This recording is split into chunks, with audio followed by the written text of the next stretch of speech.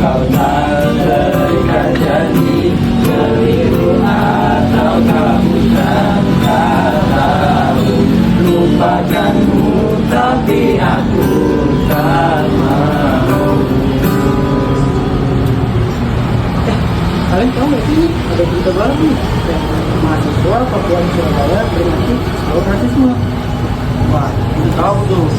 Oh iya, Ya itu yang tahun 2020 asrama Papua dibunuh sama orang Surabaya untuk diedek-edek dengan kotak hewan. Karena mungkin dari sudut pandangku orang Papua ini sering dipandang negatif kan. Jadi orang-orang itu dari mana dari semuanya orang ini kurang lah ya dalam apa gitu. Tapi nggak tahu dalam dirinya itu gimana, dalam hatinya gimana.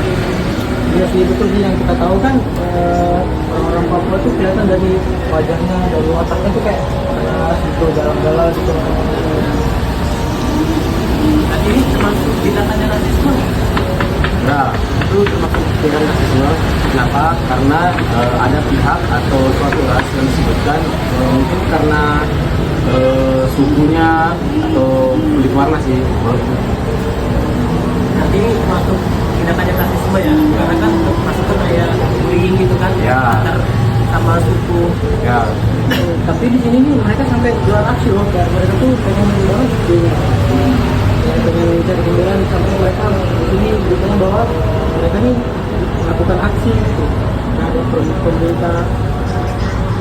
Mereka nih para mahasiswa asal Papua nih melakukan gelar aksi loh. Coba nih, aku baca ya.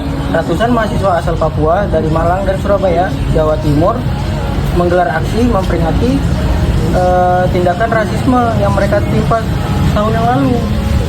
Nah, mungkin mereka itu ngelakuin itu karena mereka pengen melakukan pembelaan terhadap rasnya sendiri, karena itu tidak sesuai lah dengan apa yang mereka ucapkan kepada pribadi mereka. Jadi itu sangat hal-hal yang sangat menyakiti hati mereka lah. Jadi mereka melakukan itu supaya itu nggak akan terjadi lagi sih. Betul. Jadi mereka tuh kayak pengen didengar, pengen mencari pembelaan gitu gak sih tentang apa yang mereka terjadi pada diri mereka.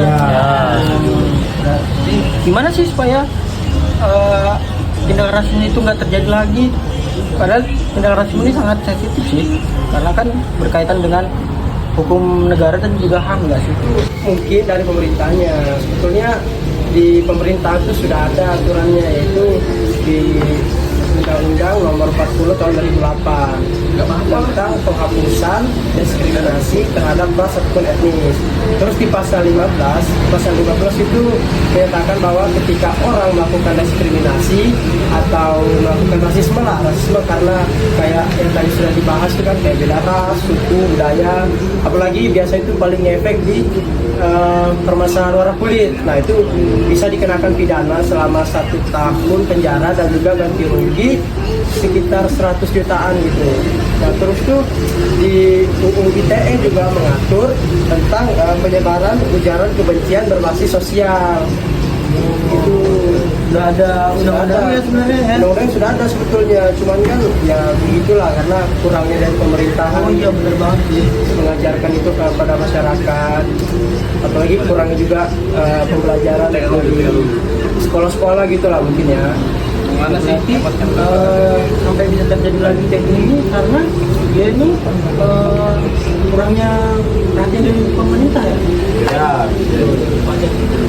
Nah itu juga sebetulnya terjadi rasisme ini karena kan Papua itu termasuk atau terbilang lah suatu wilayah yang terpencil dari Indonesia. Nah ini kan terjadinya di Surabaya itu di Jawa. Nah sedangkan Papua itu adalah suatu wilayah yang terpencil dari Indonesia. Bahasanya dia anak tirikan Indonesia lah, karena tidak diperhatikan pemerintah juga, tidak diperhatikan oleh negara gitu lah.